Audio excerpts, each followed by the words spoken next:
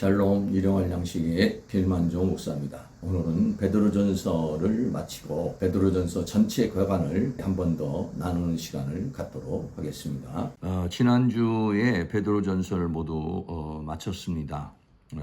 마쳤는데 한 번 더 우리가 그동안에 우리가 함께 나누었던 부분을 함께 전체적으로 한번 보면서 한번 우리가 기억을 한번 또 살리고 또 함께 은혜를 또 공유하는 그런 시간을 가져서 베드로전서 전체 개관을 한번 나눌 수 있기를 바라겠습니다.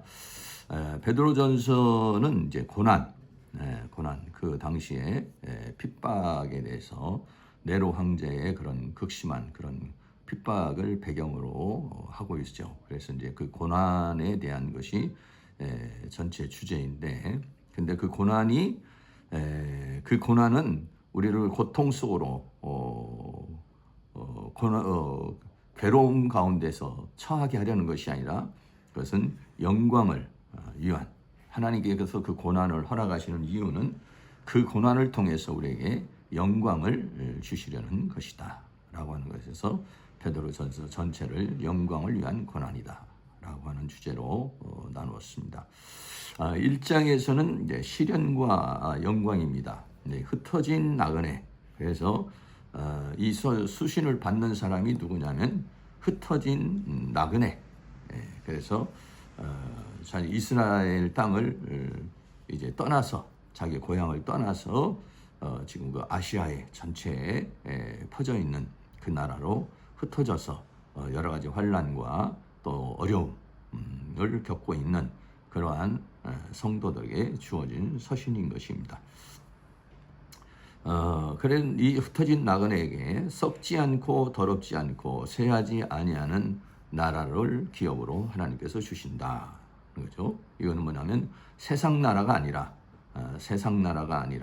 하나님께서는 썩지 않고 더럽지 않고 쇠하지 않는 나라. 이것이 뭐냐면 하나님 나라. 하나님 나라를 기업으로 주신다는 것을 말해주고 있죠. 그리고 또 세 번째는 내가 거룩하니 너희도 거룩하라. 거룩하라고 하는 것은 뭐냐면 세상에서 우리는 세상에 살지만 세상에서 구별된 그런 삶을 살 것을 말해주고 있는 것이죠. 2장에서는 신령한 집과 왕 같은 제사장이 되라. 그래서 신령한 집, 왕 같은 제사장. 그래서 우리가 신령한 집으로 지어지는, 신령한 집은 뭐냐면 성전. 성전은 뭐냐면 하나님이 거하시는 곳. 다시 말하면 거룩한 곳이죠.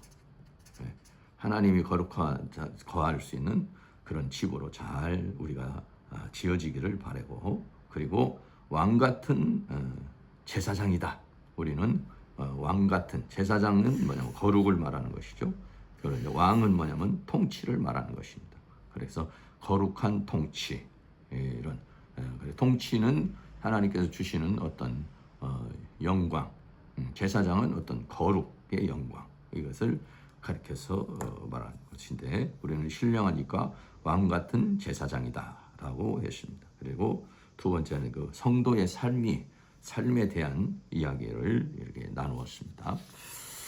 3장에서는 뭐냐면 자신을 단장하라 라고 그랬습니다. 그래서 마음에 숨은 사람을 단장하라 라고 그랬어요. 이거는 이제 보통 이제 여성들에게 한 건데, 믿지 않는 남편 또는 이웃에게 마음에 숨은 사람을 단장해서 그것을 통해서 믿음의 단장이죠. 그러니까 믿음의 단장을 해서 그것을 통해서 믿지 않는 남편이나 이웃에게 복음을 전하는 그런 삶을 살라라고 합니다. 그러니까는 이것은 뭐냐면 삶으로 전도를 하는 것을 가르쳐서 말하고 있는 것입니다. 그리고 또 형제를 사랑하라 라고 했습니다. 형제를 사랑하라. 서로 서로 사랑하는 그런 관계를 가져라 하는 것입니다. 세 번째는 선을 행함으로 고난을 받으라라고 그랬어요. 그래서 선을 행하면 우린 선을 행하면 하나님의 축복, 하나님의 은혜를 우리는 기대하게 됩니다. 근데 선을 행함으로 인해서 악으로부터 고난을 받을 수도 있다라고 하는 것이죠. 그래서 우리가 착하게 살고 선하게 살고 말씀대로 살고 하나님의 은혜로 살아도 이런 고난이 온다라고 하는 것이죠. 그래서 선을 행함으로 고난을 받는 것이 하나님의 뜻이다라고 그렇게 말하고 있습니다. 4장에서는요, 고난에 참여하는 것으로 즐거워하라라고 했어요. 고난에 참여하는 것으로 즐거워하라. 같은 마음으로 무장하라. 그랬어요. 우리 자신을 잘 무장해서 말씀으로 성령으로 은혜로 무장을 해야 그래야만이 이런 사단의 유혹과 핍박을 이겨낼 수 있다는 것입니다. 그리고 또 만물의 마지막이 가까이 왔다라고 그랬습니다. 그러니까는 그 시대는 완전히 계시록에서 얘기하는 대환란 같은 그러한 시대죠. 그 네로 황제의 핍박, 네로 황제의 핍박은 계시록의 대환란을 상징하는 건데, 그래서 정말 그런 주님이 만물의 마지막 가깝다는 것은 주님의 재림이 가까이 왔다는 그런 긴박성 속에서 이제 살아가게 된 것을 보게 되죠. 그리고 그리스도의 고난에 참여하라 그랬어요.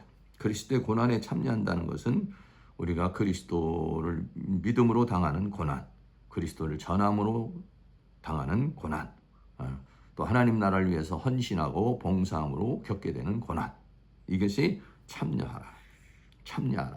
참여하는 것을 영광으로 생각했다. 그렇죠? 왜? 고난에 참여해야 영광에도 참여하게 된다. 는 것이죠. 그러므로 그리스도의 고난에 참여하라라고 그랬습니다. 마지막으로는 5장에서는 마귀를 대적하라 그랬습니다. 그래서 여기서 이제 양무리에 본입되라. 사역자들, 또 장로들, 교회 이제 중진들 이런 사람들은 양무리에 일반 성도들에게 본이 되는 그런 삶, 본이 되는 말, 본이 되는 행동, 본이 되는 신앙을 가져라라고 그랬습니다. 그리고 서로 피차간에 다 겸손의 옷을 입어라. 장로들도 마찬가지고 일반 성도도 그렇고 서로가 피차간에 겸손의 옷을 입어서 서로 협력할 수 있기를 원한다라고 그랬습니다. 근신하라 깨어라 그랬습니다. 근신하라 깨어라. 왜 그러냐면 원수 마귀가 우는 사자처럼 우는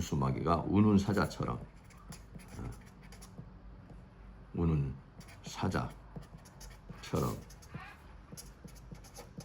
삼키려고 한다. 이런 것이죠. 그래서 깨어 있어서 늘 그 영적으로 또 정신적으로 깨어 있어야 이 원수 마귀의 그런 대적을 싸워서 이길 수 있다. 그리고 마귀를 대적하라. 그러면 피하리라라고 그렇게 말했습니다. 다시 말하면 우리는 어떠냐면 이 세상과 정면 돌파를 해야 된다. 피해서도 안 되고 도망가서도 안 됩니다. 이거는 정면 돌파하면은 어떻게 하느냐? 마귀는 피하리라고 했어요. 마귀는 도망을 가게 돼 있다라고 하는 것을 우리에게 말해주고 있는 것입니다. 그리고 마지막에는 문안과 축복에 대한 그런 부분입니다. 한 번 더 정리하면 베드로전서 5장은 영광을 위한 고난입니다. 1장에서 시련과 영광, 2장에서 신령한 집과 왕 같은 제사장이 되라. 3장에서는 자신을 잘 단장해라. 4장에서는 고난에 참여하는 것으로 즐거워하라. 하나님 앞에 오히려 불평하고 불만하고 두려워하고 불안에 떨지 말고 오히려 즐거워하라. 그리고 마귀를 대적하라 그랬습니다.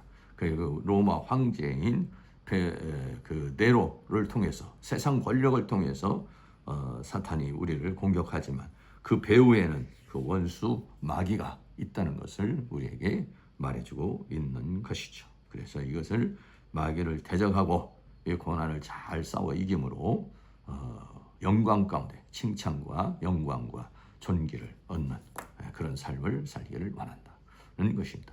베드로전서 이제 5장 오늘로 마치는데 우리 사랑하는 모든 성도님들도 우리에게 당한 이 고난을 잘 이겨냄으로 말미암아서 하나님 앞에 칭찬과 영광과 존귀를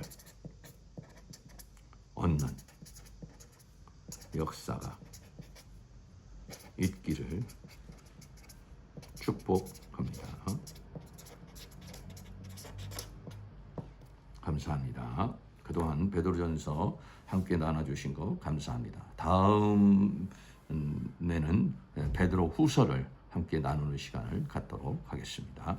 오늘은 베드로전서 전체 괴관을 함께 나누는 시간을 가졌습니다. 우리가 이 세상을 살면은 여러 가지 고난이 오고 환난도 오고 어려움도 있습니다. 하나님께서 그 고난을 허락하시는 이유는 그 고난을 통해서 우리를 하나님의 사람으로 만들어가기를 원하고 그리고 더 나아가서는 칭찬과 영광과 존귀를 얻게 하려는데 하나님의 목적이 있습니다. 그래서 바울은 항상 기뻐하라, 쉬지 말고 기도하라, 범사에 감사하라고 그렇게 말한 것이죠. 그러므로 우리 사랑하는 성도님들도 어떤 고난이 오고 어떤 환난이 오고 어떤 문제가 와도 여러분들이 그걸로 인해서 불평, 불만, 낙심, 두려워하지 말고 늘 하나님 주신 말씀 가운데서 고난을 잘 이김으로 영광 가운데 이르는 은혜가 있기를 주의 이름으로 축복합니다. 감사합니다.